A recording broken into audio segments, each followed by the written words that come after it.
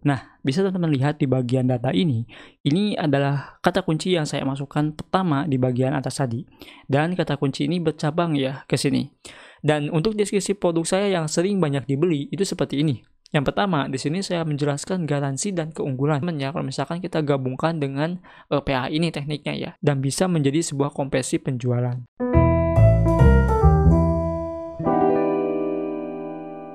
Assalamualaikum warahmatullahi wabarakatuh. Halo semuanya, selamat datang kembali di channel saya. Di video kali ini saya ingin sharing dan berbagi informasi seputar Tokopedia. Dan yang ingin saya bahas dalam video kali ini, gimana caranya optimasi deskripsi produk menggunakan teknik PAA dari Google. Jadi di sini kita memanfaatkan SEO yang ada dari Google. Nah, teknik ini sebenarnya udah lama ada teman-teman ya, dan udah dipakai di beberapa toko, dan sepertinya ini masih efektif teman-teman ya. Jadi gak ada salahnya juga saya share kepada teman-teman, meskipun tekniknya itu udah jadul gitu kan. Alasan lainnya di sini kenapa saya share, yang pertama di sini bisa efektif ke penjualan. Nanti saya akan tampilkan hasilnya. Dan selain itu juga di sini kita bisa memberikan sebuah kepentingan bagi calon pembeli. Kenapa bisa dibilang kepentingan? Karena yang pertama di masa pandemi seperti ini, calon pembeli perilakunya itu berubah. Yang pertamanya itu dia beli barang asal-asalan kan, beli barang apapun meskipun gak bermanfaat itu dibeli kan rata-ratanya sebelum pandemi. Tapi di masa pandemi saya ngerasa sendiri teman-teman ya, kalau mau beli barang itu benar-benar dipikirkan dulu gitu. Ini manfaat ataupun enggak gitu kan, ini berguna ataupun enggak. Nah, calon pembeli sekarang itu seperti itu gitu. Jadi di sini penting banget ngebangun yang namanya itu kepercayaan ataupun trusted ya. Nah, jadi gimana sih caranya membangun kepercayaan tersebut? Kita bisa menggunakan teknik optimasi deskripsi menggunakan PAA ini. Tapi sebelum dibahas ke inti videonya, teman-teman ya, di sini saya ingin memberikan hasil dari kemarin yang sudah saya bahas tentang analisis iklan kompetitor. Nah, buat teman-teman yang pengen tahu hasil dari iklannya, boncos ataupun enggak, ini adalah hasilnya ya. Dengan budget 200.000, di sini kita mendapatkan tampil 4.310 dan klik 205, pengeluaran 191 dan pendapatan 686. Secara omset kalau misalkan kita lihat ini kita untung 400.000 ya. Tapi kalau misalkan kita lihat dari profit, ini masih belum dapat untung teman-teman ya. Masih kurang lah ya. Nah, ini adalah hasilnya. Oke, kita langsung saja bahas. Seperti biasa ada 3 poin yang ingin saya bahas. Yang pertama, apa manfaatnya deskripsi produk ini bagi calon pembeli dan gimana cara kerja optimasi produk ini. Dan yang kedua, gimana cara menyusun struktur deskripsi produk secara umum. Dan yang ketiga, kita ngeriset cara membuat deskripsi produk menggunakan teknik PA tersebut. Dan kita langsung saja bahas ke poin yang pertama. Apa manfaatnya deskripsi produk bagi calon pembeli? Yang intinya bisa memberikan solusi. Udah gitu aja gitu kan. Kalau misalkan kita membeli barang di marketplace manapun, misalkan kita studi kasusnya Tokopedia lah ya. Di sini saya ingin mencari laptop, jadi saya butuh laptop, pengen beli laptop buat kebutuhan saya sehari-hari, baik itu untuk ngedit gitu kan, ataupun buat ngegame misalkan namanya. Terus saya cari nih, dan di sini ada banyak sekali laptop dengan harga yang berbeda, thumbnail yang berbeda, dan judul yang berbeda. Hal yang saya fokuskan pertama, ini saya sebagai calon pembeli ya, studi kasusnya. Saya akan fokus ke bagian yang namanya itu gambar si laptopnya. Yang pasti dicari itu kan si laptopnya itu layarnya itu full kan tentunya, jadi nggak kayak gini nih, ini kan nggak full. Nah, yang kayak gini full teman-teman ya. Nah, saya akan mencari produk seperti itu. Ketika saya menemukan produknya, saya akan lihat harga, wah 26 juta gitu kan. Nah, di sini saya akan klik. Nah, ketika sudah diklik teman-teman ya, maka akan masuk ke tampilan halaman produk. Coba posisikan dulu sebagai calon pembeli. Yang akan teman-teman fokuskan dari ketiga area ya. Area pertama di sini, area kedua di sini teman-teman ya, dan area ketiga di sini. Ke area mana dulu nih yang teman-teman fokuskan? Pastinya tebakan saya itu ke gambar kan. Ke gambar, kita lihat dulu gambarnya gitu kan, di scroll kayak gini, lihat dulu gambarnya. Nah, ketika sudah cocok dengan gambar, kita sesuaikan dengan harga.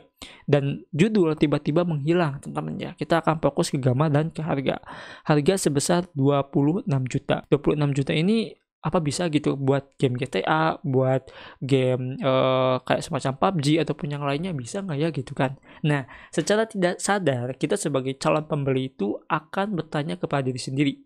Dan di sini penentuannya itu di bagian deskripsi. Di sini kita akan fokus untuk nge-scroll deskripsi gitu kan. Dilihat dulu keinginan kita itu kayak gimana. Ada nggak ya di deskripsi ini laptop ini tuh bisa nginstal game PUBG ataupun game GTA gitu kan. Dilihat dari sini. Nah, ketika si penjual menginformasikan hal tersebut ada, berarti itu nggak menjadi sebuah pertimbangan lagi. Itu kita langsung beli barangnya teman-teman ya. Tapi kalau misalkan kayak gini ya, Kita lihat-lihat lagi, ada dua kemungkinan. Yang pertama kita tanya, dan yang kedua kita cari lagi. Nah, ini calon pembeli itu udah kabur gitu kan. Dan otomatis ada sedikit ketidakpercayaan dengan produk yang kita jual. Pengaruhnya itu dari deskripsi. Nah, ini adalah sebuah manfaat yang bisa saya sampaikan tentang deskripsi kepada teman-teman. Dan gimana cara kerjanya gitu kan. 80% deskripsi itu menentukan produk terjual, dan 20% itu dari lainnya, judul, gambar, ataupun harga. Cara kerjanya itu seperti ini ya. Misalkan saya akan gambarkan sebuah gambarannya itu kayak gini. Ini sebenarnya tadi itu udah kegambar teman-teman ya, tapi takutnya itu nggak masuk ke teman-temannya. Nah, di sini ini adalah gambar produk ya, gambar. Di sini adalah judul. Ini adalah harga, teman-teman ya. Harga, ini judul, dan di bawahnya ini adalah deskripsi.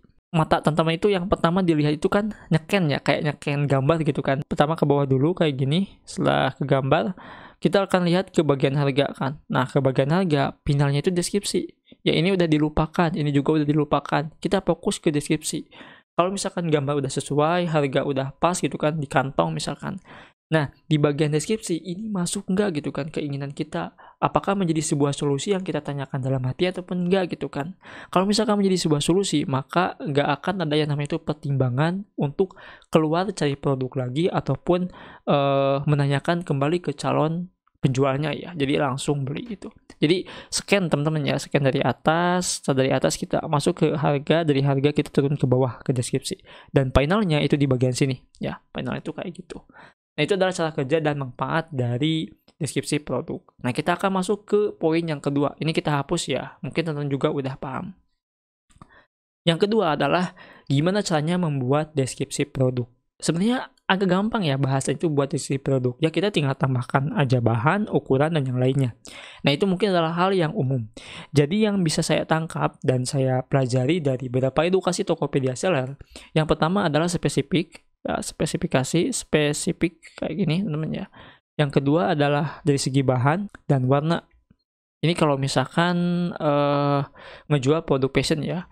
Yang ketiga di sini adalah kualitas. Yang ketiga di sini adalah keunggulan. Dan yang keempat di sini adalah garansi.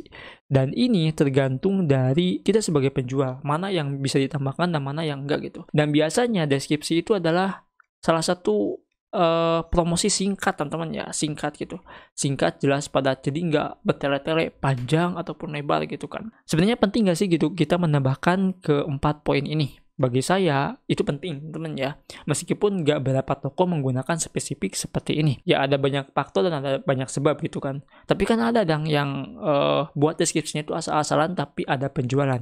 Nah, ini beda lagi teman-teman ya, kasusnya gitu kan. Ada dua hal yang bisa saya pelajari dari hal tersebut. Yang pertama, produknya itu benar-benar banyak diminati, benar-benar dibutuhkan, harganya murah bisa aja kan, ataupun dia punya nama brand gitu kan, itu bisa aja. Yang kedua, itu dari hasil fake order.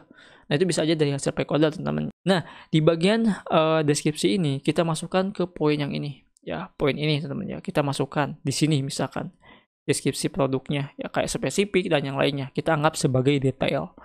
Nah, detail ini adalah informasi promosi secara singkat kepada calon pembeli, kayak gitu kan, kepada calon pembeli. Nah, kepada calon pembeli di sini kita informasikan, Kak, kita ini ngejual produk laptop dengan prosesor Core i5 dan RAM-nya itu cuma 4 GB. Nah, kalau misalkan secara singkat itu, calon pembeli juga akan nanya gitu, ini PGA-nya gimana gitu kan, terus bisa nggak sih install Adobe ataupun nggak bisa nggak install game ataupun yang lainnya. Nah, kita perlu menambahkan hal-hal tersebut. Maka di sini perlu yang namanya itu PAA namanya. PAA. Nah, PAA ini apa sih gitu, Dang? Kepanjangannya itu people also us. Nah, kita akan masuk ke poin yang ketiga. Gimana caranya kita membuat PAA ini? Oke, di sini saya akan buat sebuah notepad. Kita akan buka notepad teman-teman ya. Nah, terus di sini kita pergi ke Google seperti ini. Dan di sini ada dua cara sebenarnya ya untuk bisa membuat PAA. Yang pertama, kita bisa mengakses also.ask.ed.com.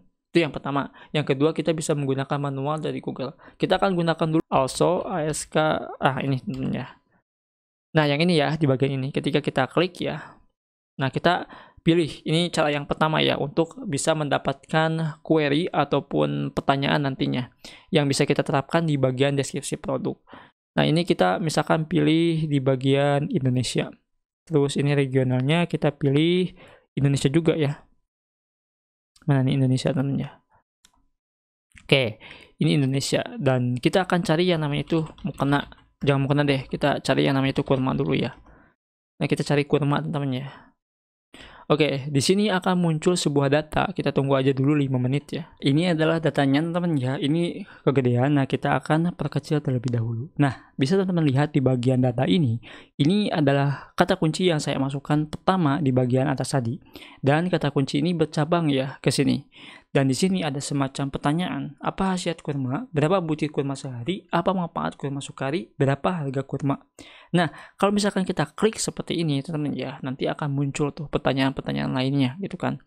Nah, tapi kalau misalkan kita menggunakan also asked ini gak semuanya itu bisa keakses gitu kan. Nah, ini adalah kelemahannya. Tapi di sini yang bisa kita dapat adalah kita secara singkat bisa mendapatkan sebuah pertanyaan tersebut. Nah, yang lebih kompleksnya ataupun yang lebih benar-benar powerfulnya itu menggunakan Google langsung gitu kan. Jadi kayak gini, ketika saya memasukkan kurma, ya kayak gini teman ya, maka di sini akan muncul Purple also ASK ini ya, jadi akan muncul di sini. Nah, ini yang akan kita gunakan ke deskripsi produk kita.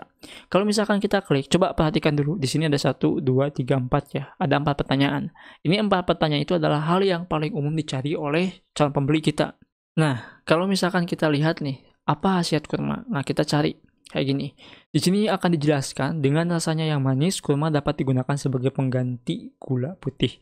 Nah, kalau misalkan kita hide lagi, teman-teman ya jawabannya, di sini akan muncul lagi pertanyaan ke bawahnya. Tuh, bisa lihat ya. Tadinya kan 4 kan, sekarang nambah lagi. Apa manfaat makanan kurma di pagi hari? Apakah buah kurma bisa bikin gemuk? Nah, kita cari lagi teman-teman ya, kayak gini. Set, buka lagi, nanti akan muncul lagi. Tuh, ini terus saja teman-teman ya buka. Ini buka aja terus kayak gini sampai berhenti gitu. Ataupun sampai pertanyaan yang kita butuhkan itu terjeda gitu. Maksudnya itu pengen dapat 20 pertanyaan. Nah, kalau misalkan udah seperti ini ya, di sini kita langsung kelompokkan aja dulu gitu kan. Yang pertama, apa khasiat kurma? Kayak gini. Apa khasiat kurma? Terus yang kedua, apa manfaat kurma? Apa manfaat kurma gitu kan. Terus yang sesuai dengan pertanyaan calon pembeli. Jadi ini nih yang bakal ditanyakan oleh calon pembeli nanti gitu kan. Terus di sini, nah ini, apakah buah kurma bisa bikin gemuk gitu kan? Bisa bikin gemuk. Terus di bawahnya lagi, ini minimal kita ambil 5 dulu ya. Bolehkah orang diet makan kurma? Nah, ini 1, 2, 3, 4. Oh, satu lagi teman-teman ya. Di sini kita tambahkan lagi berapa kalori 1 butir kurma. Nah, ini bisa teman-teman ambil sebuah pertanyaannya nanti di Google, terus di spesifik lagi gitu kan, yang menjadi sebuah pertanyaan bagi calon pembeli itu. Nah, di sini apa khasiat kurma? Apa khasiat kurma? Apa manfaat kurma? Apakah buah kurma bisa bikin gemuk? Nah, pertanyaan ini udah dikasih jawabannya. Kita tinggal drag aja kayak gini sampai ke titik teman-teman ya. Jadi nggak perlu panjang-panjang gitu kan. Nah, kita tinggal tambahkan aja seperti ini. Terus apa manfaat kurma? Ini kita tinggal masukkan lagi gitu kan. Manfaat kurma sukari ya. Ketika kita sudah membuat klasifikasi PAA-nya kayak gini, kalau misalkan udah sesuai teman-teman ya, dan pertanyaan ini adalah pertanyaan yang bakal nantinya ditanyakan oleh calon pembeli. Jadi kurma itu bukan cara membahas buah kurma sukari ini dagingnya itu lembut, manis, enggak. Tapi kalau misalkan kita cek dari Google, itu bakal muncul pertanyaan kayak gini. Dan pertanyaan ini pasti ditanyakan oleh calon pembeli. Selain dari Google juga, dia akan mencari di deskripsi produk. Pasti udah kebayang keuntungannya itu gimana kalau misalkan kita menerapkan PA ini. Nah, kalau misalkan sudah, kita bisa langsung masukkan ke produk yang ingin kita masukkan gitu kan. Nah, kebetulan di sini saya udah punya produk kurma, teman-teman ya. Tapi di sini belum saya iklan si produk kurma tersebut. Dan di sini kita akan coba cari produk kurmanya ya. Nah, ini contohnya sukari ya. Saya akan lihat, dan di sini sukari juga saya sudah masukkan PAA-nya ya. Jadi PAA-nya itu seperti ini. Nah, hanya 2 aja teman-teman ya. Oh sorry, bukan sukari tapi kurma halas teman-teman ya. Di sini bagaimana rasa kurma halas? Baguskah kurma halas? Nah, di sini saya jelaskan kurma halas memiliki tekstur yang empuk, dan jawaban ini tuh ada di bagian Google tadi teman-teman ya. Jadi saya menambahkan beberapa poin saja karena ini terlalu kepanjangan teman-teman ya saya buatnya deskripsinya. Tapi nggak apa-apa ya, ini cuman sebagai contoh saja. Nah, jadi seperti ini ya untuk deskripsi produknya. Di sini juga kita bisa membuat sebuah spesifikasi produknya. Nah, misalkan di sini ya, kalau kurma mungkin kita hanya bisa menambahkan merek saja. Kalau pakaian itu bisa dari bahan, bisa dari panjang, dan bisa juga dari yang lainnya ya untuk spesifik. Nah, itu bisa kita gunakan teman-teman ya. Jadi pelengkap deskripsi produk kita. Nah, sebagai contoh di sini adalah hasil dari produk saya, teman ya. Nah, ini adalah produk saya seperti ini untuk deskripsi produknya. Kelihatan nggak sih? Ini kita zoom ya. Oh, ngeblur teman ya. Bisa dicek lah ya di toko saya gitu. Untuk produk saya yang ini, Academic Seroja, kalau misalkan kita lihat teman-teman ya, di bagian penjualan, bisa lihat hasilnya itu semua dari iklan teman-teman ya. Nah ini penjualan dari Top Ads meskipun nggak powerful ataupun nggak banyak penjualan, tapi di sini efektif dengan iklan ya, jadi bisa mendatangkan konversi. Nah makanya kenapa saya bahas analisis iklan kompetitor itu penting teman-teman ya, kalau misalkan kita gabungkan dengan PA ini tekniknya ya, dan bisa menjadi sebuah konversi penjualan. Nah di sini penjualan dari Top Ads 1, ini juga 1, 2 teman-teman ya, 3, 4, 5. Nah, ini semua itu dari Top Ads, teman ya. Cuma beberapa aja yang nggak dari Top Ads. Ini juga 1, 2, 3, 4, 5, teman ya, 6. Dan bahkan sampai ke bawahnya juga itu semua dari Top Ads. Jadi, ketika saya iklan itu nggak pernah ada yang boncos. Pasti ada aja hasilnya gitu. Nah, itu adalah salah satu triknya ataupun polanya agar bisa ada penjualan. Kita menggunakan yang namanya itu deskripsi PAA tersebut. Dan untuk deskripsi produk saya yang sering banyak dibeli itu seperti ini. Yang pertama, di sini saya menjelaskan garansi dan keunggulan. Garansi ini adalah kalau misalkan ada kejadian, kita harus tanggung jawab benar-benar ya ke calon pembeli. Jangan cuma memberikan sebuah promosi aja, janji manis aja, ketika dia tagih janji manisnya itu nggak ada. Nah, jangan sampai kayak gitu. Dan di bagian sini saya menambahkan fitur spesifik ya, seperti bahan dan renda. Di bawahnya lagi saya menjelaskan tentang kualitas produk. Nah, ini sorry banget kalau misalkan blur teman-teman ya. Gak tahu kenapa bisa blur kayak gini. Dan dilanjut ke bagian sininya, di sini detail ukuran, dan ini adalah keuntungan. Jadi ada tambahan sedikit dari sisi produk saya kenapa bisa panjang. Di sini saya menambahkan keuntungannya gitu. Kalau misalkan beli produk ini, kita bisa dapat ini dan ini gitu kan. Contohnya ini beli mukena dapat tas dan dapat atasan juga dapat rok gitu. Dan di bawahnya ini adalah FAQ, Vapor Also dan ASK ataupun PAA ya. Jadi membuat sebuah pertanyaan yang bisa dijawab, jawabannya langsung di sini gitu. Jadi gak bakalan jadi sebuah pertanyaan lagi bagi calon pembeli. Nah, dari sini gak bakal ada lagi pertimbangan. Dia bisa langsung saja beli produk yang dia inginkan. Dan untuk detail ukuran keuntungan ini bahkan sampai yang bagian ini ya, kualitas produk dan fitur spesifik, bahkan garansi, ini adalah hal yang umum yang perlu kita sampaikan ke calon pembeli. Dan yang paling pentingnya, yang lebih spesifiknya itu di bagian ini, pertanyaan ini ya. Nah, teman-teman ya, jadi itulah ketiga poin yang ingin saya sampaikan tentang cara optimasi deskripsi produk menggunakan teknik PA ini. Kalau misalkan teman-teman masih kebingungan, seperti biasa, tanya saja saya di Telegram ataupun di Instagram. Saya akan bantu jawab pertanyaan teman-teman. Dan secara garis kesimpulannya saya akan ambil ternyata dari hasil yang sudah saya lakukan, analisis, riset, dan yang lainnya, poinnya itu cuma satu di deskripsi teman-teman ya. Deskripsi adalah salah satu poin yang paling penting kalau misalkan saya lihat untuk bisa menjadikan produk itu terjual dan bisa membangun sebuah kepercayaan gitu kan bagi calon pembeli. Dan dari situ kita nggak bakalan lagi bingung kalau misalkan kita iklan kenapa boncos gitu kan, kenapa ini banyak yang ngeklik, banyak yang lihat tapi nggak ada penjualan. Nah, deskripsi coba dicek teman-teman ya. Apakah deskripsinya itu udah benar ataupun enggak gitu kan? Apakah udah diterapkan teknik PH-nya ataupun enggak gitu kan? Dan meskipun ini nggak harus diwajibkan, tapi sebenarnya kita coba dulu tambahkan. Kalau misalkan ada hasil dan efeknya, bisa teman-teman gunakan secara terus-menerus ya teknik seperti ini. Untuk bisa ngelihatnya itu gimana? Gampang, pokoknya apapun kita pergi ke bagian wawasan produk dan kita pantau di bagian wawasan produk ini ya. Jadi mana sih yang benar-benar menguntungkan kalau misalkan menggunakan teknik tersebut. Nah, itu mungkin yang bisa saya sampaikan di video kali ini. Semoga video ini bisa berguna dan bisa bermanfaat. Sampai jumpa di video selanjutnya dengan saya Adang. Wassalamualaikum warahmatullahi wabarakatuh.